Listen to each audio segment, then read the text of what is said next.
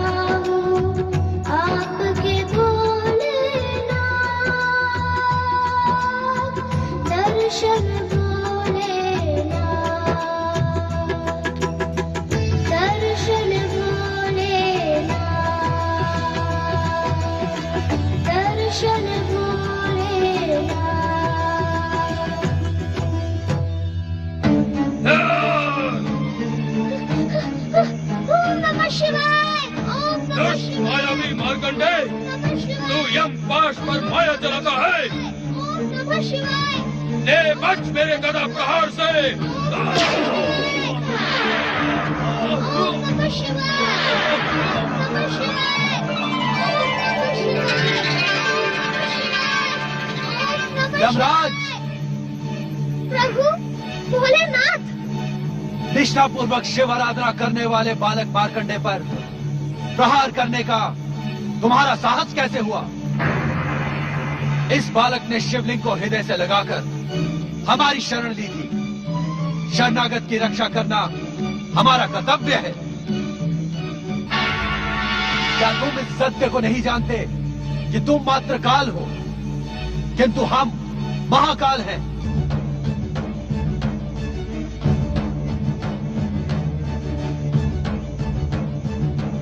हमारी निष्ठा और भक्ति की चरम सीमा पर पहुंचा ये बालक मार्कंडे शिव कृपा से अवध्य हो गया है।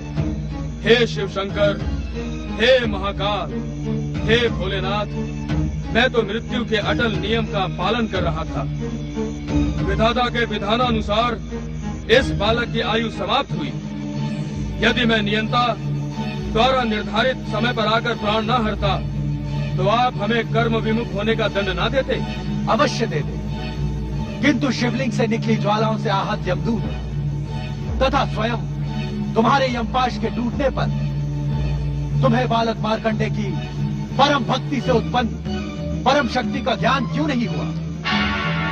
तुम तो कर्मों के आधार पर जन्म और मृत्यु को संचालित करने वाले परम ज्ञानी हो। क्या इस सत्य को नहीं जानते कि इस सृष्टि की रचना हमारी लीला मात्र है? नित्य शिव भक्ति करने वाले का सार्वभौम कल्याण इस सृष्टि और हमारा अटल नियम है। जानता हूँ परमेश्वर, जानता हूँ। तब तो तुम ये भी जानते होगे कि जो जीवात्मा अपना जीवन मुझ में समर्पित कर देता है वो मेरे आनंद को बढ़ाने वाला एवं मुझे प्रिय होता है। क्या ये सब नीति ज्ञान हमें पुनः दोहराना होगा यमराज? नहीं भोलेनाथ, नहीं। अपने इस दास पर कृपा करें और आज्ञा दें कि अब मुझे क्या करना उचित होगा।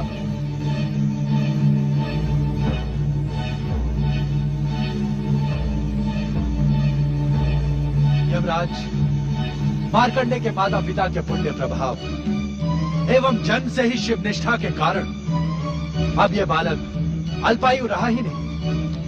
इसकी अल्पायु का अभिशाप समाप्त हो गया। किंतु विधाता के विधान के अनुसार इसकी अल्पायु स्पष्ट है भोलेनाथ। किंतु उसी विधान में यह भी स्पष्ट लिखा है कि अल्पायु पूर्ण होने पर आप इसके प्राण हरने आएंगे। उसी समय हम दोनों उपस्थित होकर न केवल इसके अभिशाप को समाप्त कर इसे दीर्घायु प्रदान करेंगे, अपितु इसे अमरता का वरदान भी देंगे। किंतु चित्रगुप्त के आलेख में आपके मृत्यु लेखाकार चित्रगुप्त ने मार्कंडे के अल्पायु होने का विवरण तो अपने पृष्ठों में लिख दिया, किंतु हम दोनों के आगमन की बात लिखना वो भूल गया। ये भूल अक्षम्य अपराध है यमदेव। अब मेरे लिए क्या आज्ञा है स्वामी? अब आप यमलोक लौट जाएं तथा वहां की व्यवस्था नियंत्रित करें। आपके आलेखों में त्रुटि सृष्टि के अनर्थ का कारण बन सकती है। हमें विश्वास है कि भविष्य में कभी आप कर्म विमुख नहीं होंगे। इस उद्दंडता के लिए मुझे क्षमा करें भोलेनाथ। भविष्य में ऐसा कभी नहीं होगा। प्रणाम भोलेनाथ। प्रणाम माता पार्वती। प्रणाम परम शिव भक्त मार्कंडे।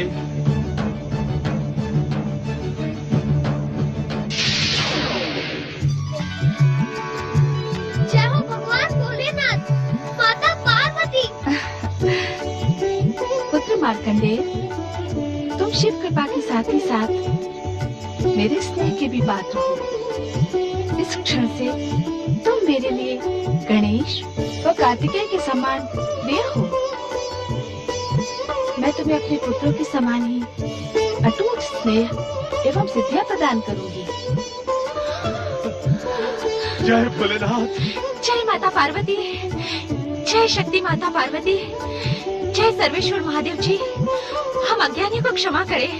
हमने आपकी कृपा पर संदेह किया और मार्कंडेय के अल्पायु के भय से अपनी भक्ति को पूर्ण रूप से आपके श्री चरणों में समर्पित नहीं किया। कृपा निधान, आपकी कृपा अपरंपार है। आप तो दया के सागर हैं। आपकी भक्ति असंभव को भी संभव बनाने में सक्षम है।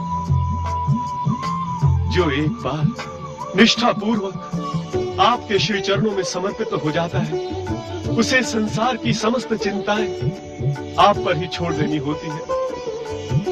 परंतु हमने ऐसा नहीं किया भोलेनाथ। हमें क्षमा करे भोलेनाथ, हमें क्षमा करे। पुत्र के लिए चिंता करना माता पिता का स्वाभाविक कर्तव्य है, किंतु हमारे यहाँ प्रकट होने का कारण आपकी चिंता दूर करना नहीं, अपितु मार्कंडे की अविचल शिव भक्ति है। मार्कंडे का नाम शिव भक्तों में उसकी अमरता के समान ही अमर हो गया है।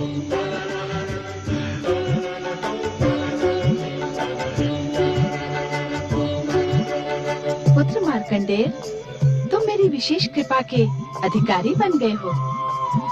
माता, आपके चरणों में एक विनम्र निवेदन प्रस्तुत करने का इच्छुक हूँ माता।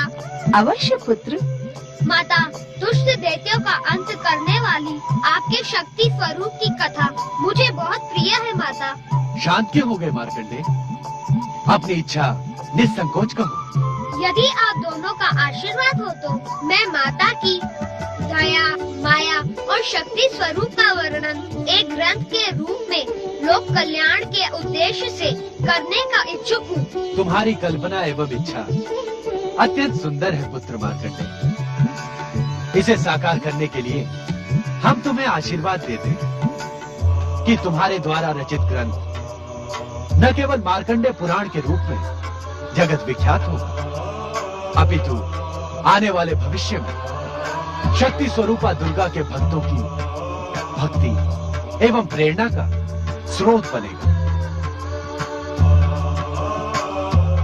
पुत्र मार्कंडेय, भविष्य में तुम्हारे द्वारा रचित मार्कंडेय पुराण का मनन, पाठन एवं श्रवण करने वाला व्यक्ति मेरी विशेष कृपा का अधिकारी एवं मेरा परम भक्त कहलाएगा।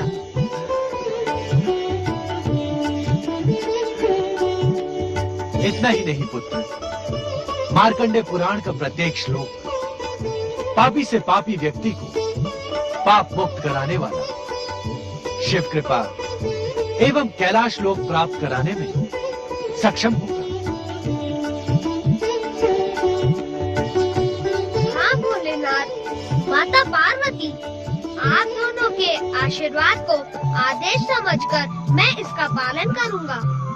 तुम अपने प्रत्येक अनुष्ठान में सफल हो पुत्र।